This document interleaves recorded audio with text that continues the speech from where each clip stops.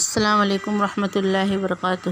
نحمدہ ونستعینہ ونستغفرہ ونعوذ باللہ من شرور انفسنا ومن سیئات اعمالنا ومن یہدی اللہ فلا مضل لہ ومن یضلل فلا ہادی لہ واشہد ان لا الہ الا اللہ واشہد ان محمدا عبدہ ورسولہ۔ یا ایھا الذین آمنوا اتقوا اللہ حق تقاتہ ولا تموتن الا وانتم مسلمون۔ اے ایمان والو اللہ سے ڈرو، اے ایمان والو اللہ سے ڈرا کرو اور اسلام کے علاوہ کسی اور حالت میں جان مت دینا۔ عزیز سامعات، جیسا کہ پچھلی مجلس میں نے قیامت کی چھوٹی نشانیوں کے بارے میں بتایا تھا، آج ہم انشاءاللہ قیامت کی بڑی نشانیوں کے بارے میں جانیں گے۔ قیامت کی چھوٹی نشانیاں تو وقتاً فوقتاً ظاہر ہوں گی، لیکن جب بڑی نشانی آئے گی تو ایک کے بعد دوسری آنا شروع ہو جائے گی، موتی کے بکھرے دانے کی طرح۔ یعنی موتی کے دانے جب ایک مرتبہ ہاتھ ٹوٹتا ہے تو ایک کے بعد ایک جس طرح دانے گرنا شروع ہوتے ہیں، ترنت یا فوری طور پہ ایک کے بعد دیگرے، تو اسی طرح قیامت کی بڑی نشانیوں کا ذکر ہے کہ جب ایک نشانی آئے گی تو اس کے بعد پر در پر دوسری نشانیاں فوراً ظاہر ہونا شروع ہوں گی۔ تو قیامت کی 9 بڑی بڑی نشانیاں ہیں۔ سب سے پہلے نمبر 1 پہ حضرت مہدی علیہ السلام آئیں گے۔ نمبر 2 مسیح دجال کا خروج ہوگا۔ نمبر 3 عیسیٰ علیہ السلام کا نزول ہوگا۔ نمبر 4 یاجوج ماجوج۔ نمبر 5 خسوفات ثلاثہ یعنی زمین کا 3 طرح سے دھسنا۔ نمبر 6 دخان دھواں۔ نمبر 7 سورج کا مغرب سے طلوع ہونا۔ نمبر 8 دابہ یعنی چوپائے کا ظہور۔ نمبر 9 وہ آگ جو لوگوں کو جمع کرے گی۔ یہ 9 بڑی بڑی نشانیاں ہیں قیامت کی۔ انشاءاللہ میں ایک کے بعد ایک نشانی آپ کے سامنے تفصیل سے رکھنے کی کوشش کروں گی۔ تو سب سے پہلے نمبر 1 پہ کون ہے؟ حضرت مہدی علیہ السلام۔ ان کے بارے میں ذکر ہے کہ آخری زمانے میں اہل بیت سے ایک ایسے شخص پیدا ہوں گے جن کے ذریعے اللہ تعالیٰ دین کی تائید فرمائے گا۔ مطلب مہدی علیہ السلام کے ذریعے اللہ تعالیٰ دین کی تائید فرمائے گا، یعنی اس ٹائم میں دین ان کے ہاتھوں میں ہوگا اور وہ دین کی تائید کریں گے۔ وہ 7 سال تک بادشاہت کریں گے اور جس طرح زمین ظلم اور زیادتی سے بھر گئی ہوگی اسی طرح اسے عدل سے بھر دیں گے۔ امت ان کے عہد حکومت میں ایسی خوشحال اور آسودگی کی زندگی گزارے گی جیسی کبھی بھی نہیں تھی۔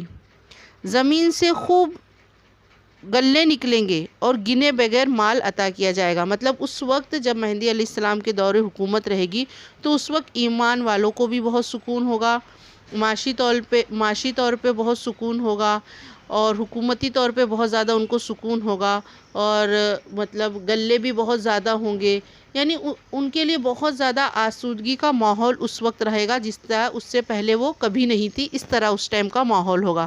ابن کثیر رحمۃ اللہ علیہ فرماتے ہیں کہ ان کے زمانے میں، کن کے؟ مہدی علیہ السلام کے زمانے میں پھل بہت ہو جائیں گے اور کھیتوں کی پیداوار خوب بڑھ جائے گی، مال بہت زیادہ ہوگا، سلطنت غالب ہوگی یعنی مسلمانوں کی حکومت ہوگی، دین قائم ہوگا، دشمن خوار ہوگا اور ان کے زمانے میں خیر مسلسل ہوگا، یعنی بہت زیادہ بھلائی والا ماحول ہوگا اور بہت اچھے سے لوگ رہیں گے۔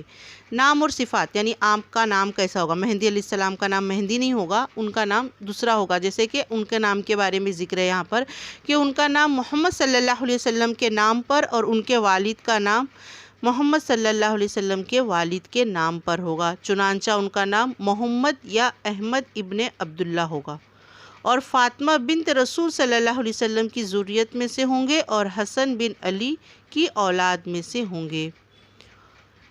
حلیے مبارک مطلب آپ کیسے دکھتے ہوں گے؟ وہ روشن اور خوبصورت چہرے والے ہوں گے جن کی پیشانی کے اگلے حصے کے بال اڑے ہوئے ہوں گے، مطلب پیشانی کا یہ سر کا ماتھا ہے نا، اس کے اگلے حصے کے بال تھوڑے سے کیا ہوں گے؟ اڑے ہوئے ہوں گے، ختم ہوں گے۔ ان کا نتنا تنگ اور درمیان سے اونچا ہوگا۔ اب یہ کہاں سے نکلیں گے؟ حضرت مہدی علیہ السلام کا ظہور مشرق کی جانب سے ہوگا، جابر رضی اللہ عنہ سے روایت ہے کہ بیان کرتے ہیں کہ رسول صلی اللہ علیہ وسلم نے فرمایا کہ جب عیسیٰ ابن مریم نازل ہوں گے تو ان کا یعنی مسلمانوں کا امیر، اس وقت ان کی حکومت مہدی علیہ السلام کی رہے گی نا، تو انہی کے بارے میں ہے کہ جب عیسیٰ علیہ السلام نازل ہوں گے تو اس وقت جو مسلمانوں کا امیر ہوں گے، مہدی علیہ السلام کہیں گے آئیے ہمیں نماز پڑھائیے، تو وہ کہیں گے نہیں، ان میں کے بعض کے امیر ہیں، اس امت کے ساتھ یہ اللہ کا اکرام ہے، یعنی اللہ تعالیٰ نے یہ کرم کیا امت پر کہ ایک ہی وقت میں مہدی علیہ السلام اور عیسیٰ ابن مریم دونوں ہوں گے۔ نمبر 2 پہ کون ہے؟ نمبر 2 پہ مسیح دجال کا خروج، یعنی سب سے پہلے تو ہم مسیح کا معنی سمجھ لیتے کہ مسیح کسے کہتے ہیں۔ اب مسیح دجال کے معنی میں بھی آتا ہے، اور مسیح کس کے لیے بھی استعمال ہوتا ہے؟ عیسیٰ علیہ السلام کے لیے۔ تو ایک نبی ہے اور ایک اتنا بڑا دجال ہے، تو دونوں کو مسیح کیوں کہتے ہیں؟ تو اس کا ہم پہلے فرق سمجھ لیں گے کہ مسیح کا معنی کیا ہے۔ مسیح کہتے ہیں حد درجہ سچے کو، اور مسیح کہتے ہیں حد درجہ جھوٹے اور کذاب کو۔ مسیح عیسیٰ علیہ السلام کے لیے بھی استعمال ہوتا ہے، ہم عیسیٰ ابن مسیح کہتے ہیں نا، عیسیٰ کو مسیح کے نام سے جانتے نا اپن، تو عیسیٰ ان کو بھی مسیح کہتے ہیں اور دجال کو بھی مسیح دجال کہتے ہیں۔ تو ایک شخص جو اتنا نبی، مطلب ایک شخص اتنا سچا ہے اور ایک شخص اتنا جھوٹا ہے، تو وہ دونوں کے لیے ایک ہی لفظ کیوں استعمال ہوتا ہے؟ کبھی ہم نے اس چیز کے بارے میں غور کیا؟ تو اسی کا میں فرق آپ لوگوں کو بتاؤں گی کہ مسیح کہتے ہیں حد درجہ سچے، یعنی کہ ایک شخص جو بہت زیادہ سچا ہو، نیک ہو، تو اس کے لیے بھی مسیح استعمال ہوتا ہے، اور ایک شخص جو بہت زیادہ جھوٹا ہو، غلط ہو، کذاب ہو، تو اس کے لیے بھی مسیح استعمال ہوتا ہے۔ تو مسیح کا معنی ہے کہ مسیح کہتے ہیں حد درجہ سچے کو، اور مسیح کہتے ہیں حد درجہ جھوٹے، گمراہ اور کذاب کو بھی۔ اللہ تعالیٰ نے، دیکھو آگے ذکر ہے اس کے بارے میں کہ اللہ تعالیٰ نے 2 مسیحوں کو پیدا کیا، ایک مسیح عیسیٰ علیہ السلام کو اور دوسرا مسیح دجال کو، اور دونوں کو ایک دوسرے کی ضد بنایا، یعنی اپوزٹ بنایا، کہ ایک اتنا نیک اور ایک اتنا بد۔ حضرت عیسیٰ علیہ السلام صدیق یعنی حد درجہ سچے تھے، یعنی بہت زیادہ سچے تھے، اور مسیح دجال حد درجہ جھوٹا اور گمراہ، یعنی بہت جھوٹا اور گمراہ ہے۔ مسلم کی حدیث میں ہے کہ ان الدجال مسموح العین، یعنی دجال مسموح العین یعنی خراب آنکھوں والا ہوگا۔ دجال کی آنکھ کیسا ہوگا؟ وہ خراب آنکھوں والا۔ دجال کا، اب ہم یہاں پہ دجال کا معنی سمجھیں گے تو دجال کس کو؟ دجلہ کی اصل ہے، اس کے معنی خلط ملط کرنے۔ دجلہ کی اصل کیا ہے؟ دجال ہے۔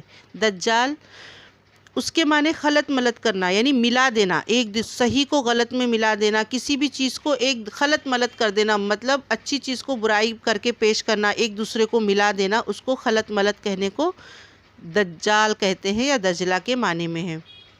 جھوٹا شاطر، دجال کو دجال اس لیے کہا جاتا ہے کہ وہ حق کو باطل کے ذریعے ڈھانپ دے گا، یعنی خلط ملط کر دے گا، حق کو، جو سچی بات رہے گی اس کو کیا کرے گا؟ اپنی جھوٹی باتوں کے اندر پھنسا کے حق کو نیچے کر دے گا، اور اپنی جھوٹی باتوں کو اوپر کر کے اس کو ڈھانپ دے گا۔ تو اسی کو کہتے ہیں خلط ملط کرنا، یعنی ایک سچی باتوں کو جھوٹی باتوں کے اوپر رکھنا یا اس سے ملا دینا، یا اس وجہ سے کہ وہ اپنے جھوٹے اور شاطرانہ چالوں کی وجہ سے اپنے کفر کو لوگوں سے چھپا لے گا، اور یہ وجہ بھی ہے کہ وہ اپنی بھاری تعداد کی وجہ سے حقیقت کو چھپا لے گا۔ ایک معنی تو یہ ہے کہ وہ باتوں کو خلط ملط کر دے گا، حق کو باطل کے ذریعے چھپا لے گا، اور دوسرا معنی یہ بھی ہے دجال کا کہ اس کی اتنی بھاری تعداد یا اتنے لوگ اس کے ساتھ ہوں گے کہ جو دین والے مختصر سے لوگ رہیں گے وہ کہیں چھپ جائیں گے، اور ان کی اکثریت زیادہ ہوگی۔ تو اس وجہ سے ایک معنی یہ بھی آتا ہے کہ وہ اپنی بھاری تعداد کی وجہ سے حقیقت کو چھپا لے گا۔ اب دجال کی صفت، یہ تو ہو گیا اس کے نام کا معنی۔ اب دجال کیسا دکھے گا، یعنی دجال کیسا ہوگا، کیسا دکھے گا، اس کے بارے میں کچھ حدیث میں ہے۔ میں آپ لوگوں کو صحیح بخاری مسلم کی ایک حدیث بتاؤں گی جو دجال کی صفت کے بارے میں ہے، کہ دجال اولاد آدم میں سے ہے، مطلب وہ آدم علیہ السلام کی اولاد میں سے ہے، اور اس کی بہت ساری صفات حدیثوں میں ذکر ہے تاکہ لوگ اسے پہچان لیں اور اس کے شر سے ہوشیار رہیں۔ انہی صفات میں سے ایک یہ ہے کہ وہ مرد ہوگا، جوان ہوگا، سرخ ہوگا، پستہ قد ہوگا، کشادہ پیشانی یعنی چوڑی پیشانی والا ہوگا، چوڑے سینے والا ہوگا، اس کی داہنی آنکھ یعنی جو سیدھی آنکھ ہوگی وہ خراب ہوگی، یہ آنکھ نہ تو ابھری اور پھولی ہوئی ہوگی اور نہ ہی اندر کو دھسی ہوئی ہوگی۔ اس کی جو دجال کی سیدھی آنکھ ہوگی نا وہ خراب ہوگی، وہ نہ اندر کو زیادہ دھسی ہوئی ہوگی اور نہ بہت زیادہ ابھری ہوئی ہوگی، بلکہ ایسی ہوگی گویا وہ خراب اور پچکا ہوا انگور، جیسے کشمش ہوتا ہے نا، نہ پھولا ہوا ہوتا ہے نہ ایک دم سے دبا ہوا ہوتا ہے، میڈیم بیچ میں رہتا ہے، تو اسی طرح دجال کی آنکھ ہوگی، نہ وہ خراب ہوگی اور نہ زیادہ ابھری ہوئی ہوگی۔ اس کی دونوں آنکھوں کے درمیان حرف کافارا یا کافر لکھا ہوگا، یا حرف کافر لکھا ہوگا۔ اسے ہر مسلمان پڑھ لے گا، خواہ وہ اسے پڑھنا جانتا ہو یا نہ جانتا ہو۔ اس کی صفات میں سے ایک یہ بھی ہے کہ وہ بانجھ ہوگا اور اس کی کوئی اولاد نہ ہوگی۔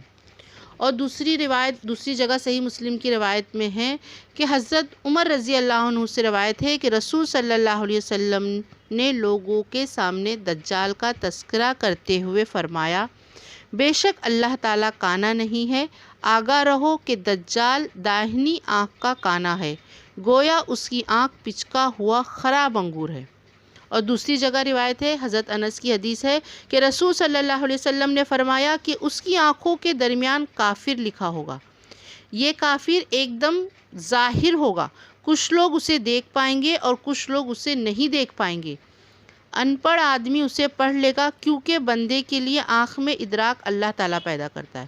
اب تو جو پڑھے لکھے ہوئے ہوں گے وہ تو پڑھ لیں گے، اب جو ان پڑھ ہوگا اور وہ مومن ہوگا تو اللہ تعالیٰ اس کی آنکھوں میں اتنی روشنی دے گا، یعنی پڑھنے کی جو روشنی ہوگی وہ اللہ تعالیٰ اس کو پیدا کر کے دے گا آنکھوں میں، اسی کو کہتے ہیں کہ آنکھوں میں ادراک۔ اللہ تعالیٰ اسے نور کی روشنی دے گا جس سے وہ اس کو پہچان لے گا۔ یعنی اللہ تعالیٰ مومن کو چاہے وہ پڑھا لکھا ہو یا ان پڑھ ہو، اسے اتنی طاقت اور ایمان کی روشنی دے گا جس کے ذریعے وہ پڑھا ہوا جو لکھا رہے گا کافر اسے بخوبی پڑھ لے گا۔ جیسا کہ آج کل کے حالات کو ہم دیکھتے ہیں اس کے بارے میں کہ بہت سے ایسے پڑھے لکھے اور اعلی عہدے پر فائز لوگ ہیں جو اللہ نبی کی باتوں کو نہیں جانتے، یا اگر ان کو بتایا بھی جائے تو وہ سب ان کے سر پر سے گزرتا ہے۔ تو ہم کو بہت حیرانی ہوتی ہے کہ یہ کیسا آدمی ہے جو پتھر کی پوجا کرتا ہے یا اس کو خدا سمجھتا ہے، حالانکہ وہ مورتی اور پتھر ہے، اسے کچھ بھی نہیں دے سکتے۔ لیکن یہ اللہ کی ہدایت اور ایمان کا کمال ہے کہ اللہ تعالیٰ جسے چاہے ہدایت دے، جسے چاہے گمراہ کرے۔ جیسا کہ آپ صلی اللہ علیہ وسلم کے چچا ابو طالب کو کون نہیں جانتا، سارا عرب قریش ان سے ڈرتا تھا۔ آپ صلی اللہ علیہ وسلم کو آپ صلی اللہ علیہ وسلم کے چچا اچھے سے جانتے تھے کہ میرا بھتیجا جو کہہ رہا ہے وہ سچ ہے، وہ جو دین لے کے آیا ہے وہ بھی سچ ہے، لیکن اپنے قبیلے میں رسوائی نہ ہو اسی لیے انہوں نے لا الہ الا اللہ نہیں پڑھا۔ یہ بات ہے نا، تو یہ کہنے کا مطلب ہے کہ اس وقت قیامت کے دن دجال کے ماتھے پہ جو کافر لکھا ہوا ورڈ رہے گا یا شبد رہے گا تو اس کو ہر وہ مومن پڑھ لے گا جو چاہے وہ پڑھنا جانتا ہو یا نہ جانتا ہو، لیکن اللہ تعالیٰ اس کی آنکھوں میں ایمان کی روشنی دے گا جس کے ذریعے وہ بخوبی پڑھ لے گا، جس طرح کہ آج کے ماحول کا ہم مشاہدہ کرتے ہیں کافر اور مسلمانوں کے بیچ کا فرق۔ اب دجال کے متعلق مسلم کی ایک صحیح حدیث ہے، میں آپ لوگوں کو تفصیل سے بتانا چاہوں گی کہ امام مسلم کی روایت ہے کہ بسندہ عامر بن شراجیل شعبہ حمدان کے واسطے سے روایت ہے کہ انہوں نے ضحاک بن قیس کی بہن فاطمہ بن قیس سے پوچھا، اور یہ اوائل مہاجرات میں سے ہیں۔ انہوں نے کہا کہ مجھ سے آپ کوئی ایسی حدیث بیان کیجئے جیسے آپ صلی اللہ علیہ وسلم سے سنا ہو، مطلب اسی طریقے سے سیم مجھے حدیث بیان کیجئے جس طرح آپ صلی اللہ علیہ وسلم نے سامنے سنا ہو اور اس میں کسی اور کا واسطہ آنے نہ پائے۔ انہوں نے جواب دیا، اگر تم یہی چاہتے ہو تو میں ایسا ہی کروں گی۔ انہوں نے کہا، ہاں مجھے ضرور مجھ سے بیان کیجئے۔ چنانچہ انہوں نے اپنے شوہر سے جدائی کا قصہ بیان کیا اور ابن مکتوم کے پاس عدت گزارنے کا ماجرا سنایا، اور کہا کہ جب میری عدت ختم ہو گئی تو میں رسول صلی اللہ علیہ وسلم کو منادی یا ندا دیتے ہوئے سنا کہ نماز جمع کرنے والی ہے۔ یہ سنتے ہی میں بھی مسجد کی طرف نکل پڑی۔ جب رسول صلی اللہ علیہ وسلم نے اپنی نماز پوری کر لی تو اس شان سے آپ منبر پہ بیٹھے کہ آپ ہنس رہے تھے۔ آپ صلی اللہ علیہ وسلم نے فرمایا کہ ہر انسان اپنی جگہ بیٹھا رہے۔ پھر آپ صلی اللہ علیہ وسلم نے فرمایا، کیا تمہیں معلوم ہے کہ میں نے تمہیں یہاں کیوں جمع کیا؟ لوگوں نے کہا اللہ اور اس کے رسول زیادہ جانتے ہیں۔ آپ نے فرمایا اللہ کی قسم میں نے کسی خوف یا رغبت کی وجہ سے نہیں جمع کیا، بلکہ میں نے اس لیے جمع کیا ہے کہ تمیم داری جو نصرانی آدمی تھے وہ آئے اور انہوں نے بیعت کی، اور انہوں نے ایسا واقعہ بیان کیا جو اس بات کے موافق ہے جو میں نے تم سے مسیح دجال کے متعلق کہا کرتا ہوں۔ ہاں کہ میں نے آپ صلی اللہ علیہ وسلم نے اس سے پہلے بھی صحابہ لوگوں کو دجال کے واقعے کے بارے میں بتایا تھا کہ ایسا تھا، ایسا ہوگا، وہ ایسا ہوگا، تو اسی کے تعلق سے آپ صلی اللہ علیہ وسلم کہہ رہے ہیں کہ میں نے جو تمیم داری میرے پاس آئے تھے انہوں نے مجھ سے ایسا واقعہ بیان کیا جیسا میں تم لوگ سے بیان کرتا ہوں، تو ان کے ساتھ وہ حادثہ پیش آیا۔ تو آپ صلی اللہ علیہ وسلم اسی کے بارے میں بتا رہے ہیں کہ انہوں نے مجھ سے بیان کیا کہ یہ قبیلے جذام کے 30 آدمیوں کے ساتھ ایک بحری جہاز پر سوار ہوئے، پھر 1 ماہ تک وہ سمندر میں موجوں کے ساتھ کھیلتی رہی، مطلب راستہ بھٹک گئے وہ، اور مطلب موجے کے ساتھ کھیلتی رہی، مطلب بہت زیادہ اس میں طغیانی تھی سمندر میں، تو اس طرح وہ سمندر میں جہاز ان کے ساتھ کھیلتی رہی اور راستہ بھٹک گئے اور وہ کہیں اور نکل گئے، اور آخر میں مغرب کی جانب جہاں سورج غروب ہوتا ہے کسی جزیرے کے ساحل پر ان کی کشتی جا لگی۔ چنانچہ یہ لوگ جہاز کی ڈونگیوں میں سوار ہو کر جزیرے میں داخل ہو گئے۔ وہاں ان کی مدبھیڑ یعنی ان کا ٹکراؤ ایک ایسے جانور سے ہوئی جو بہت زیادہ بالوں والا تھا۔ بالوں کی کثرت کی وجہ سے اس کے آگے اور پیچھے میں تمیز نہیں ہو سکتی تھی۔ انہوں نے کہا، یعنی جو یہ قافلے والے تھے 30 لوگ کا، انہوں نے وہ بال والا جو جانور دکھا تھا اس سے سوال کیا کہ ارے بابا تو کون ہے؟ تو اس نے کہا کہ میں جساسہ ہوں۔ انہوں نے کہا کہ یہ جساسہ کیا ہوتا ہے؟ اس نے کہا اے لوگو تم معبد میں اس آدمی کے پاس جاؤ کیونکہ وہ تمہاری خبروں کا بڑا مشتاق ہے۔ بیان کرتے ہیں کہ جب اس نے کسی آدمی کا نام لیا تو ہمارے اندر یہ ڈر پیدا ہوا کہ کہیں یہ شیطان نہ ہو۔ بیان کرتے ہیں کہ ہم تیزی کے ساتھ چلتے ہوئے معبد میں داخل ہو گئے۔ اچانک ہم اس میں کیا دیکھتے ہیں کہ ایک عظیم ترین انسان، مطلب بڑا شخص جو ہم نے اپنی زندگی میں کبھی نہیں دیکھا ہو، بہت ہی مضبوطی کے ساتھ باندھا ہوا تھا۔ اس کے دونوں ہاتھ اس کی گردن سے لگا کر کس دیے گئے تھے، اسے گھٹنوں سے ٹخنوں تک لوہے سے جکڑ دیا گیا تھا۔ ہم نے کہا ارے بابا تم کون ہو؟ اس نے کہا اب تو تم میرے بارے میں جان ہی سکتے ہو، پہلے تم یہ بتاؤ کہ تم لوگ کون ہو؟ اس نے واپس پلٹ کے سوال کیا۔ ان لوگوں نے کیا پوچھا؟ کیا تم کون ہو؟ جو بندھا ہوا آدمی تھا اس سے پوچھا۔ تو جو بندھا ہوا شخص تھا اس نے پلٹ کر کیا پوچھا کہ تم لوگ تو میرے بارے میں جان ہی سکتے ہو، لیکن تم یہ بتاؤ کہ پہلے کہ تم لوگ کون ہو؟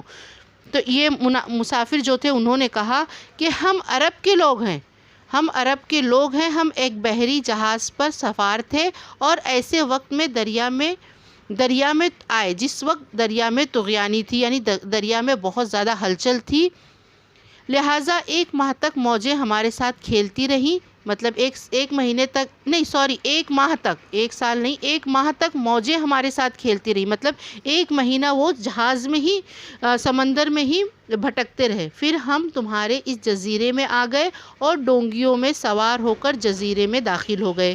ہماری ملاقات ایسے چوپائے سے ہوئی جو بہت بالوں والا ہے، بالوں کی کثرت کی وجہ سے اس کے آگے اور پیچھے کی کوئی تمیز نہیں ہوتی۔ ہم نے پوچھا ارے بابا تو کون ہے؟ تو اس نے جواب دیا کہ میں جساسہ ہوں۔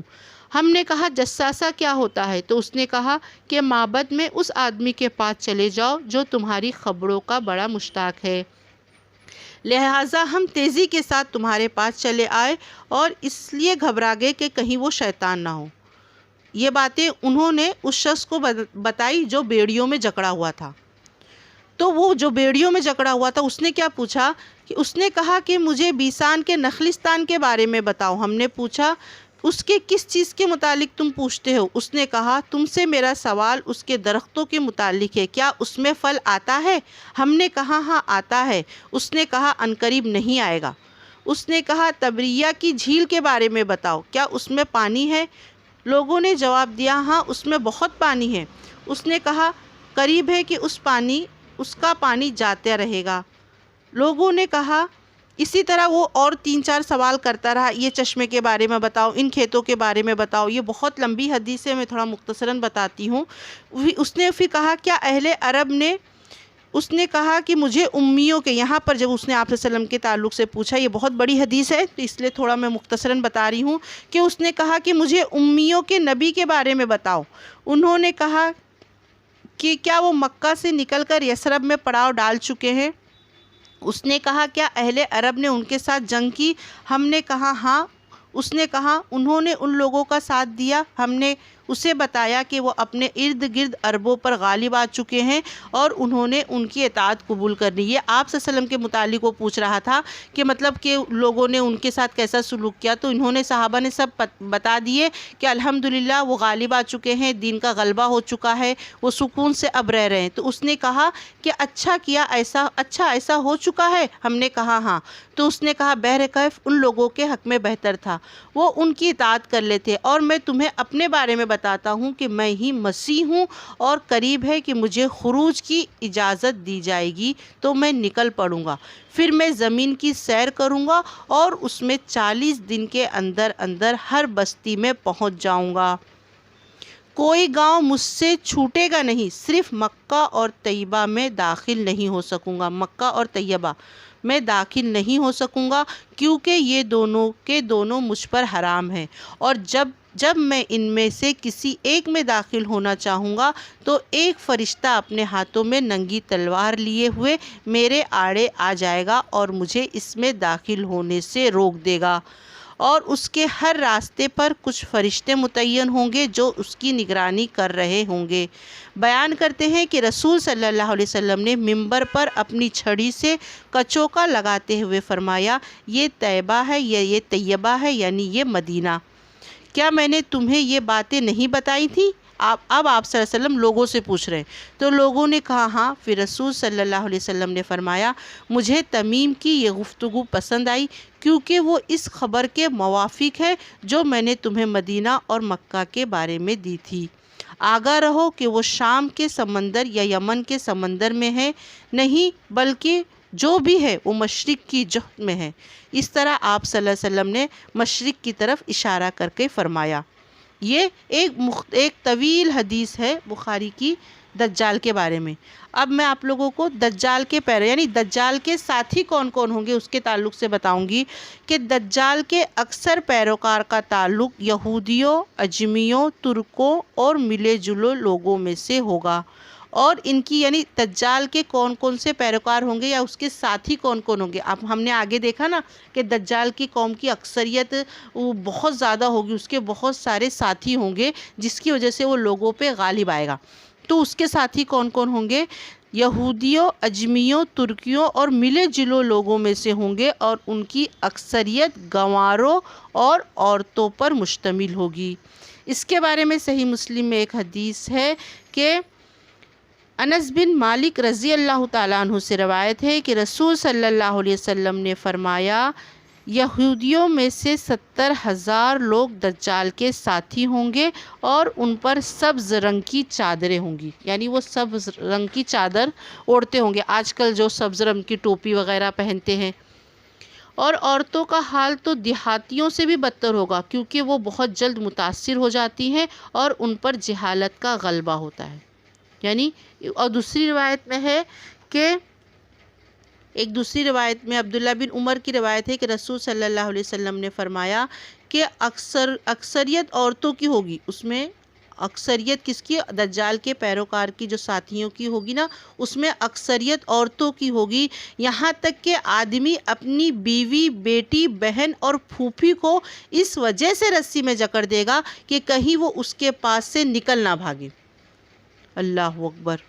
اب یہ دجال کا فتنہ کہ جب سے اللہ تعالیٰ نے حضرت آدم علیہ السلام کو پیدا فرمایا اس وقت سے لے کر قیامت تک کا سب سے بڑا فتنہ دجال کا فتنہ ہوگا، کیونکہ اللہ تعالیٰ اس کے ساتھ ایسے عظیم و خوارق یعنی کرشمے پیدا فرمائے گا جس سے عقل حیران رہ جائے گی۔ اس کے ساتھ جنت اور جہنم ہوگی، اصل میں جو اس کی جنت ہوگی وہ جہنم ہوگی، اور دجال کی جہنم اصل میں جنت ہوگی۔ اس کے ساتھ پانی کی ندیاں ہوں گی۔ یہ سب کرشمے اللہ تعالیٰ نے، دجال بذات خود کرشمے نہیں کرے گا، اس کے فتنوں کا ذکر اللہ تعالیٰ نے کیا ہے کہ ایسے ایسے وہ اپنے فتنے اپنے ساتھ لے کے چلے گا، اور جو بھی وہ فتنہ اپنے ساتھ لے کے چلے گا نا، یہ اللہ تعالیٰ نے اس کو عطا کیا ہے۔ وہ بذات خود موجد نہیں ہے، فتنوں کا یا کرشموں کا موجد نہیں ہے، اس کو اللہ تعالیٰ نے دیا ہے۔ تو اسی بارے میں بتایا گیا ہے کہ اس کے ساتھ پانی کی ندیاں ہوں گی، روئی کے پہاڑ ہوں گے، وہ آسمان کو بارش برسانے کا حکم دے گا، آسمان بارش برسائے گا، اور زمین کو سبزہ اگانے کا حکم دے گا تو زمین سبزہ بھی اگائے گی۔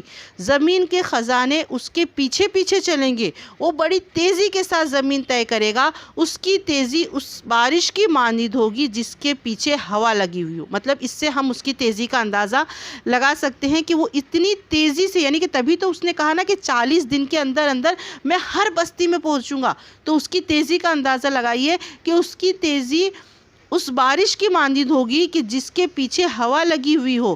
اس کے علاوہ دجال بہت سے کرشموں کا حامل ہوگا۔ مسلم کی ایک روایت ہے کہ حذیفہ رضی اللہ عنہ سے روایت ہے کہ رسول صلی اللہ علیہ وسلم نے فرمایا کہ جو چیزیں دجال کے ساتھ ہوں گی اصل میں ہوں گی، میں اس سے زیادہ جانتا ہوں۔ اس کے ساتھ بہتی ہوئی 2 ندیاں ہوں گی، یعنی دجال کے ہاتھ میں 2 ندیاں ہوں گی، ایک دیکھنے میں سفید معلوم ہوگی اور دوسری دیکھنے میں بھڑکتی ہوئی آگ معلوم ہوگی۔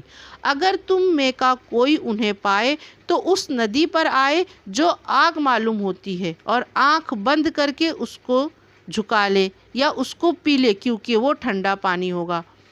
اور بخاری کی ایک حدیث میں ہے کہ حضرت ابو سعید خدری سے روایت ہے کہ ہر شخص جسے دجال قتل یہ شخص جسے دجال قتل کرے گا بہترین لوگوں میں سے ہوگا۔ رسول کے شہر کی جانب سے دجال نکلے گا، پھر وہ دجال سے کہے گا کہ میں اس بات کی گواہی دیتا ہوں کہ تو دجال ہے، جس کی باتیں رسول صلی اللہ علیہ وسلم نے ہم سے بیان کی ہیں۔ تب دجال کہے گا، لوگوں بتاؤ، اگر میں اسے قتل کر دوں تو اور پھر زندہ کروں تو کیا تمہیں میرے معاملے میں کوئی شخص رہ جائے گا، یعنی میرے معاملے میں تمہارے کوئی ڈاؤٹ رہ جائے گا، شک رہ جائے گا؟ تو وہ کہیں گے نہیں۔ چنانچہ وہ اسے قتل کر دے گا، دجال وہ شخص کو قتل کر دے گا جو کہہ رہا تھا کہ تم جھوٹے ہو اور تم ہی دجال ہو، آپ صلی اللہ علیہ وسلم نے ہمیں خبردار کیا تھا کہ تم دجال ہو اور تمہاری کیفیت کے بارے میں بتائی تھی۔ تو دجال لوگوں سے کہے گا کہ اے لوگوں، کیا میں یہ شخص کو قتل کر دوں اور پھر میں زندہ کروں تو تم مان لو گے کہ میں دجال نہیں ہوں، میں ہی ہر چیز کر سکتا ہوں، یعنی ان کرشموں کا حامل یا موجد میں ہوں؟ تو ان لوگ کہیں گے کیوں نہیں؟ تو دجال کیا کرے گا؟ وہ شخص کو قتل بھی کر دے گا اور پھر زندہ کرے گا۔ تب وہ شخص کہے گا کہ اللہ کی قسم، مجھے آج سے زیادہ تیرے بارے میں بصیرت نہیں حاصل ہوئی، یعنی وہ جو شخص گواہی دے گا نا کہ نہیں تو دجال ہے، تو وہ دجال اسے قتل کرے گا اور پھر زندہ کرے گا۔ جب وہ زندہ ہو جائے گا تو پھر وہ کہے گا کہ اب تو مجھے پکا یقین ہو گیا کہ تو ہی دجال ہے، اور اتنا یقین تو مجھے اور کبھی تھا ہی نہیں کہ دجال کون ہے، تو میں اب 100% شور ہوں کہ تو ہی دجال ہو۔ تو پھر کیا کرے گا دجال؟ پھر اسے قتل کرنا چاہے گا، لیکن اس پر قابو نہیں پا سکے گا، یعنی اب پھر اس پہ قابو نہیں پا سکے گا، مطلب پھر اس کو قتل نہیں کر سکے گا اور وہ شخص زندہ رہے گا۔ یہ آپ صلی اللہ علیہ وسلم کی حدیث ہے۔ تو اسی بات پہ میں اپنی تقریر کو آج ختم کرتی ہوں، اس مجلس کا اختتام کرتی ہوں، اور انشاءاللہ اگلی محفل میں یا اگلی مجلس میں آپ لوگوں کو اور اس کے بارے میں اور باتیں جو ابھی ہمارا باقیہ رہ گیا اس کو بتانے کی کوشش کروں گی۔ اب آخر میں اللہ تعالیٰ سے دعا ہے کہ اللہ تعالیٰ ہمیں قیامت کے فتنے، دجال کے فتنے سے محفوظ رکھے، ہمیں جب تک زندہ رکھے اسلام کی حالت میں، اور ہمارا خاتمہ ہو تو بھی اسلام کی حالت میں ہو، ہم کو کہنے سننے سے زیادہ عمل کرنے کی توفیق عطا فرمائے، آمین۔ ربنا آتنا فی الدنیا حسنۃ وفی الآخرۃ حسنۃ وقنا عذاب النار وما علینا الا البلاغ المبین۔